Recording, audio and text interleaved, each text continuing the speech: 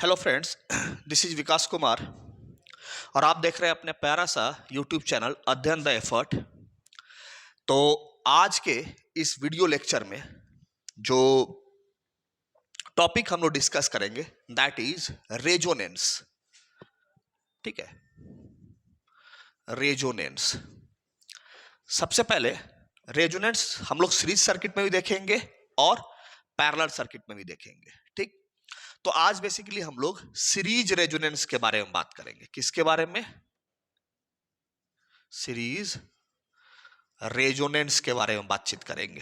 ठीक है, पहले तो समझेंगे रेजोनेंस क्या होता है। देखिए, चूंकि ये जनरल इंजीनियरिंग का टॉपिक के अंदर हम लोग डिस्कस कर रहे हैं, जनरल इंजीनियरिंग सेक्शन के अंदर हम लोग डिस्कस कर रहे हैं, तो बहुत ज्यादा डीप रेजोनेंस आपको जानने की जरूरत नहीं है। जो मुख्य मुख्य बात है बस उतना ही जानेंगे, 2-3 पॉइंट है बस उतना ही जानेंगे। ठीक है, देखिए, जब किसी सर्किट के अंदर रेजोनेंस की कंडीशन आती है, ठीक है, तब उस टाइम में बेसिकली सर्किट प्योरली रेसिस्टिव में कन्वर्ट हो जाता है पर्टिकुलर किसी फ्रीक्वेंसी पर। और जिस फ्रीक्वेंसी पर सर्किट एक प्योरली रेसिस्टिव सर्किट जैसा बिहेव करेगा उसको हम लोग रेजोनेंस फ्रीक्वेंसी बोलते हैं। ठीक है, क्या क्या बोले कि रेजोनेंस कंडीशन के अंदर क्या होगा, एक पर्टिकुलर फ्रीक्वेंसी पर सर्किट जो होगा, जैसे मान के चलिए ये सीरीज आरएलसी सर्किट है, आर भी है, एल भी है और सी भी है, और यहां हम लोग कोई एसी सप्लाई दे रखे हैं। ठीक है, क्या होगा कि ये जो एसी सप्लाई किसी फ्रीक्वेंसी पर, इसको अलग अलग फ्रीक्वेंसी पर सप्लाई देंगे तो क्या दिखेगा कि एक पर्टिकुलर फ्रीक्वेंसी पर, एक पर्टिकुलर फ्रीक्वेंसी पे ये जो सर्किट है ये प्योरली रेसिस्टिव सर्किट जैसा बिहेव करेगा। ये बात याद रखिए, रेसिस्टिव सर्किट जैसा बिहेव करेगा, प्योरली रेसिस्टिव सर्किट जैसा बिहेव करेगा। उस टाइम में ये प्योरली रेसिस्टिव सर्किट जैसा जिस फ्रीक्वेंसी पर ये ऐसा काम करता है, इसी इसी फ्रीक्वेंसी को रेजोनेंट फ्रीक्वेंसी बोलते हैं। और आपसे वो एग्जाम में रेजोनेंट फ्रीक्वेंसी का फॉर्मूला पूछ लेगा। पहला चीज तो ये क्लियर हुआ। अब जो सीरीज रेजोनेंस होता है या कोई मतलब अगर किसी रेजोनेंस कंडीशन की बात करें, ठीक है, तो रेजोनेंस कंडीशन में ये दोनों यानी एल और सी और ये आर है, इसका मतलब ये दोनों खत्म हो जाता होगा। हाँ, ये दोनों का कहानी क्या हो जाता होगा, खत्म हो जाता होगा। सिंपल सा है। ये दोनों का कहानी कैसे खत्म हो जाएगा, ये दो एलिमेंट है तो इन एलिमेंट्स का कहानी खत्म नहीं होता है। इसके अक्रॉस कुछ वोल्टेज ड्रॉप होगा वीएल, भैया यहां से कोई करंट जाएगा आई, इसके अक्रॉस कोई वोल्टेज ड्रॉप होगा वीएल, इसके अक्रॉस भी कोई वोल्टेज ड्रॉप होगा वीसी, और इसके अक्रॉस भी कोई वोल्टेज ड्रॉप होगा वीआर। ठीक है, होता क्या है कि ये वाला जो वोल्टेज है इंडक्टर के क्रॉस और ये कैपेसिटर के क्रॉस जो वोल्टेज है, रेजोनेंट कंडीशन पे ये दोनों मैग्नीट्यूड में बराबर हो जाएंगे बट फेज में एक दूसरे के अपोजिट हो जाएंगे। जैसे कि अगर हम लोग इस पर इधर भी 1 न्यूटन का फोर्स लगाए, इधर भी 1 न्यूटन का फोर्स लगाए, रिजल्टेंट फोर्स कितना हो गया, 0। भैया यहां पर कोई वीआर वोल्टेज ऐसे रहेगा। ठीक है, अब ये जो वोल्टेज है वीएल वाला, ये इधर लगा तो वीसी इधर लग जाएगा। ठीक है, अब क्या हुआ, ये जो दोनों वोल्टेज है वीएल और वीसी ये मैग्नीट्यूड में बराबर है। अगर ये 2 वोल्ट है तो ये भी 2 वोल्ट है, बट लेकिन डायरेक्शन में अपोजिट है, तो ये एक दूसरे को क्या कर देंगे, डिस्कार्ड कर देंगे। तो नेट इफेक्ट सिर्फ और सिर्फ इसका दिखेगा, तो हम लोग बोलेंगे सर्किट प्योरली रेसिस्टिव जैसा बिहेव कर रहा है। ठीक है, आखिर कौन सा ऐसा फ्रीक्वेंसी होगा जिस पर ये दोनों वोल्टेज बराबर हो जाएंगे, जिस फ्रीक्वेंसी पर ये दोनों वोल्टेज वीएल और वीसी बराबर हो जाएंगे, उसी को तो रेजोनेंट फ्रीक्वेंसी बोलते हैं, उसको निकाल लेंगे। ठीक है, तो जब आप उसको निकालिएगा, ठीक, तो VL is equal to VC, simple सा कहानी है। तो VL is equal to VC जब आप कीजिएगा तो आप क्या किए, इसके क्रॉस कैसे निकालिएगा, तो I इंटू XL कीजिएगा और इसके क्रॉस I इंटू XC कीजिएगा। हाँ, इसके क्रॉस वोल्टेज कितना ड्रॉप हो जाएगा, I इंटू XL, ये तो इसका यूनिट हेनरी है, इसको आप इसके रेसिस्टेंस में कन्वर्ट कीजिएगा तो XL मिलेगा, इसको इसके रेसिस्टेंस में कन्वर्ट कीजिएगा तो XC मिलेगा। तो current multiplied with resistive part that is XL, तो I इंटू XL इसके cross voltage drop, in a similar way I into XC, इसके क्रॉस वोल्टेज ड्रॉप, दोनों वोल्टेज ड्रॉप आपस में बराबर हो गए, आई से आई कैंसिल आउट हो गया, तो इसका मतलब XL is equal to XC कर दिए। अब एक्सएल इज इक्वल टू हमको मालूम है ओमेगा इंटू एल होता है, और एक्सी इज इक्वल टू क्या होता है 1/ओमेगा सी। ये ओमेगा इधर ले आइए तो ये हो जाएगा ओमेगा स्क्वायर, ये वाला एल नीचे जाएगा तो एल सी हो जाएगा, ठीक है। और omega is equal to 1/√LC होता है। तो ये जो ओमेगा है ये एंगुलर फ्रीक्वेंसी है।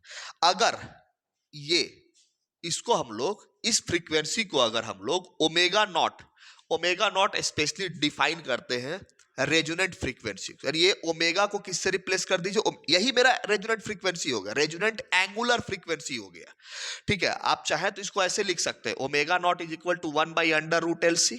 ओमेगा का वैल्यू 2πf होता है ना जी, 2πf, तो f को f नॉट लिख दिए 1/√LC, तो f naught is equal to 1/2π√LC, ये आया। तो ये जो आपका मिला यही रेजोनेंट फ्रीक्वेंसी है। बहुत कोई बोलेगा कि सर ये ओमेगा नॉट कैसे हो गया, ओमेगा को रिप्लेस कर दिए, मतलब हम नामकरण कर दिए, है तो यही मेरा रेजोनेंट फ्रीक्वेंसी, बट अब इसको रेजोनेंट स्पेशली बताने के लिए इसके नीचे नॉट यानी एक जीरो जैसा सिंबल बना देते ताकि सबको मालूम चल जाए कि अच्छा यही है रेजोनेंट फ्रीक्वेंसी। क्लियर हुआ चीज। तो ये जो है ओमेगा, ये एक्चुअली में ओमेगा नॉट है, इसीलिए हम लोग इसको रिप्लेस कर दिए, ओमेगा को किससे रिप्लेस कर दिए, ओमेगा नॉट से, तो 1/√LC हो गया, 1/√LC है। तो ओमेगा नॉट जो होता है एंगुलर फ्रीक्वेंसी होता है, नॉर्मल फ्रीक्वेंसी में इसका फॉर्मूला क्या हो जाएगा 2πf0 कर देंगे, तो एफ नॉट का वैल्यू कितना हो जाएगा 1/2π√LC। तो आपको ये फॉर्मूला याद रखना है। रेजोनेंट फ्रीक्वेंसी अगर ओमेगा के टर्म में दीजिएगा तो √LC, एंगुलर फ्रीक्वेंसी तो यूनिट क्या हो जाएगा रेडियन पर सेकेंड, ये ऐसा यूनिट हो जाएगा। एफ नॉट के टर्म में अगर दीजिएगा तो हो जाएगा 1/2π√LC, और उस टाइम में हर्ट्ज होगा, ठीक है। तो आपको ये चीज याद रखना है, ठीक है। ये बात जो है सीरीज रेजोनेंस के अंदर याद रखनी है कि जब सीरीज रेजोनेंस करते हैं तो रेजोनेंट फ्रीक्वेंसी इतना के बराबर होता है, ठीक है। सीरीज रेजोनेंस में क्या होता है, इंडक्टर के क्रॉस वोल्टेज ड्रॉप बराबर होता है कैपेसिटर के क्रॉस वोल्टेज ड्रॉप के रेजोनेंट फ्रीक्वेंसी पे, ये टर्म ये मन नहीं भूलिएगा, रेजोनेंट फ्रीक्वेंसी पर, ठीक है। तो इतना बात, ऐसे तो इसमें एक और भी पॉइंट इंट्रोड्यूस होता है, ठीक है, कि जो इसका अगर आप इंपीडेंस निकालिएगा, ठीक है, तो इंपीडेंस का इमेजिनरी पार्ट रेजोनेंट फ्रीक्वेंसी पर 0 हो जाता है, ठीक है। आपको वो टर्म नहीं समझना है ज्यादा, आप बस उस टर्म इस लाइन को याद रखिएगा।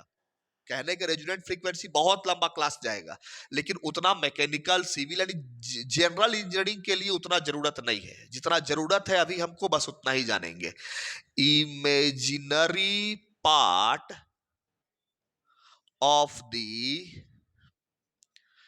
impedance is equal to 0 at या इन कर लो इन सीरीज रेजोनेंस, ठीक है। सीरीज रेजोनेंस में इमेजिनरी पार्ट जो होगा वो 0 हो जाता है। ये कब 0 होता है, रेजोनेंट फ्रीक्वेंसी पर ये 0 मिलेगा, ठीक है। मतलब अगर आप इसको लिखिएगा तो अगर आप ऐसे लिख रहे हैं R+J XL - XC, तो ये इमेजिनरी पार्ट हो गया, यही ना इम्पीडेंस है जी, यही इम्पीडेंस है, इम्पीडेंस ऐसे ही लिखेंगे। तो इसका इमेजिनरी पार्ट आप 0 कर दीजिए, मतलब XL - XC is equal to 0। अगर XL बड़ा है तो XL - XC, अगर XC बड़ा है तब भी तो वही होगा XC - XL, तो इसको भी 0 के बराबर कीजिएगा तो वही रिजल्ट आएगा, कोई अलग नहीं। देख लो यहां से -XC तो चल जाएगा तो XL is equal to XC आ जाएगा, वही आ गया।